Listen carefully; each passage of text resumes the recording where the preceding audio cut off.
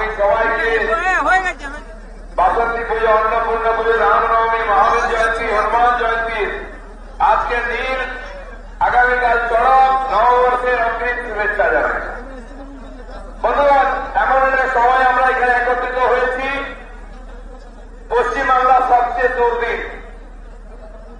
বাংলা আলাদা হওয়ার পর থেকে এত খারাপ সময় বোধহয় বাংলা একসঙ্গে আসেনি। দেশ ভাগের স্মৃতি আমরা ভুলেছিলাম। ওপার বাংলার মা বোনেরা এসে মাথা বোঝা খাইতে এক জায়গায় থাকার চেষ্টা করছিলেন। আবার গৃহ হওয়ার হারা হওয়ার আবার আওয়াজ শুনছি গৃহ হওয়া শুরু হয়ে গেছে। তখন বাংলাদেশ থেকে ভারতবর্ষে এসেছিলাম আমরা গৃহহারা হয়ে। আজ গৃহহারা হয়ে মুর্শিদাবাদ থেকে মালদায় যাচ্ছি, নদিয়ায় যাচ্ছি। একদিকে চাকরি হারাদের হাহাকার, একদিকে গৃহ হারাদের, সম্পদ হারা, বাড়ি হারাদের হাহাকার।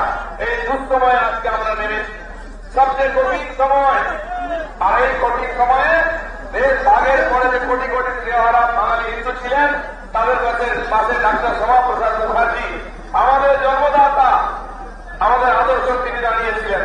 আর আজ ভারতীয় জনতা পার্টির ৭০ জন এমএলএ, 12 এমপি, তাতে আমি, আপনি, আমরা লক্ষ লক্ষ কর্মী দাঁড়িয়েছি এই বাংলার গৃহহারা হিন্দুদের পাশে। এই যে 18,000 যোগ্য শিক্ষক, যাদের কোনো দোষ ছিল না, যোগ্যতার চাকরি পরীক্ষা দিয়ে যারা চাকরি পেয়েছিলেন, তাদেরকে আজকে যারা রাস্তায় বসিয়েছে, এদেরকে আমরা সহজে ছেড়ে দেব না। পিসি একবারও যোগ্য বলছেন না, ভাইপো আবার যোগ্যদের কথা বলেছেন। আমি বলছি যোগ্যতা প্রয়োজন হল, অযোগ্য 8,000 লোকের 800 কোটি টাকা কে পেল? আপনি কালীঘাট পাইনি পেয়েছে কিনা? তাহলে এই নাটক কেন? বন্ধুগণ, এই দুর্দশার সময় সমাজকে আমরা মনে করব, তার লড়াইকে মনে করব। এই বাংলার 10.5 কোটি মানুষ জনতা তারা যাতে শান্তি থাকতে পারে, তার জন্য আমরা লড়াই করছি। কয়েকশো বা কয়েক হাজার টিএমসির তারা যারা কাজমানি খেয়ে শিক্ষকদের রাস্তায় বসিয়েছে, তার আগের থেকে কয়েক হাজার শিক্ষক রাস্তায় বসে আছেন। এসএসসি পাস করে, টেট পাস করে, কেউ প্যারেন্টিচার, কেউ পার্ট টাইম, সবাই রাস্তার ধারে ধর্ণা দিচ্ছেন বছরের বছর। তাদের কথা শোনার সময় হয়নি।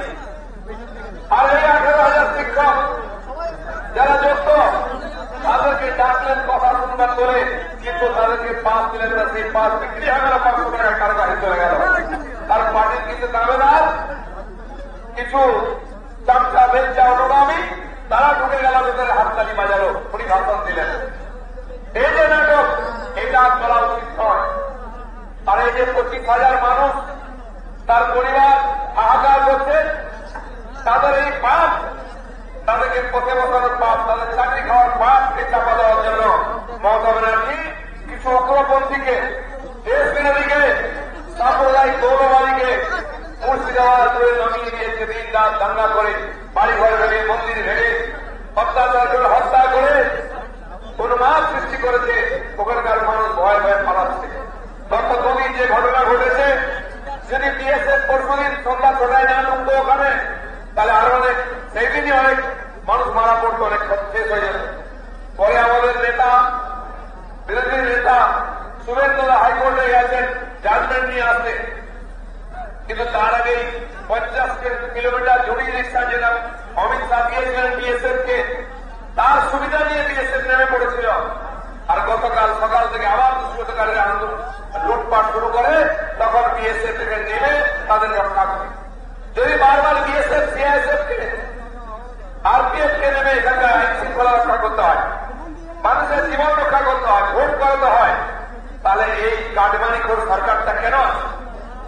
এদেরকে আজকেই বিসর্জন দেওয়া দরকার আছে।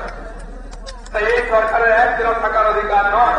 এই দুর্নীতি, এই হিংসা, এই লুটপাট, এই অনাচার সারা দুনিয়ার সামনে বাঙালির মাথা নত করে দিয়েছে।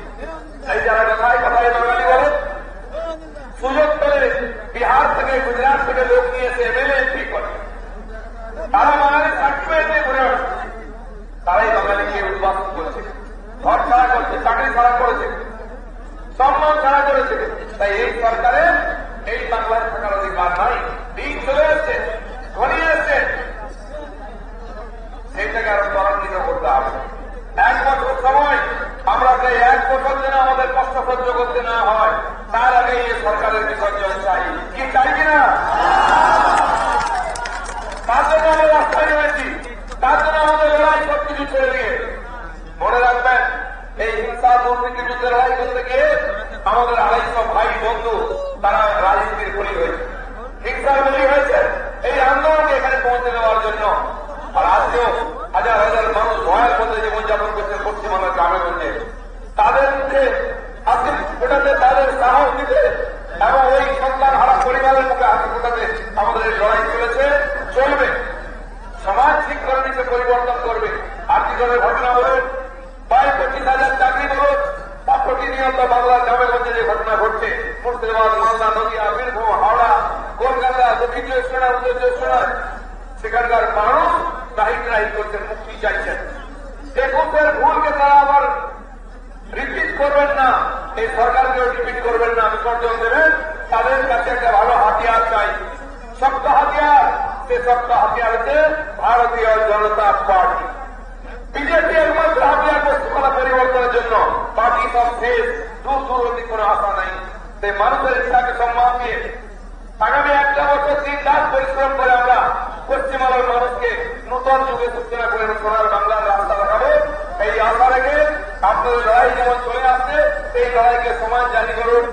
বহু কর্মী মার খেয়েছেন, সর্বত্র হারা হয়েছেন, দোকানপাট চলে গেছে, একটু নিষ্ক্রিয় হয়ে গেছে, মনের জোর কমে গেছে। তাদেরকে বলুন, আজকের বাংলার জনতা বিজেপির দিকে চেয়েছে।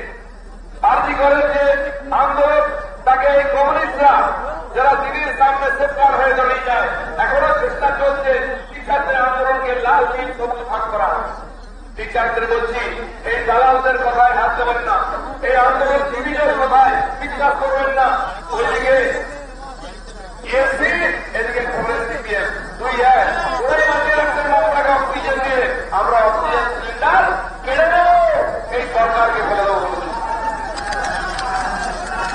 এই দালালি, এর থেকে সতর্ক থাকুন। ভারতীয় জনতা পার্টির ভরসা করুন, মোদীজির উপর ভরসা করুন। কাশ্মীর থেকে, কন্যাকুমারী, গুজরাট থেকে গুয়াহাটি শান্তি এসেছে, মানুষের বিশ্বাস লেগেছে, মানুষ উন্নয়নের সাথ পেয়েছে। আমরা পশ্চিমবাংলার মানুষকে সেই অধিকার দিতে চাই, সেই সাথ দিতে চাই, সেই স্বাধীনতা দিতে চাই। তাই রাস্তায় নেমেছি। সবাইকে ধন্যবাদ। ভারত মাতা কি।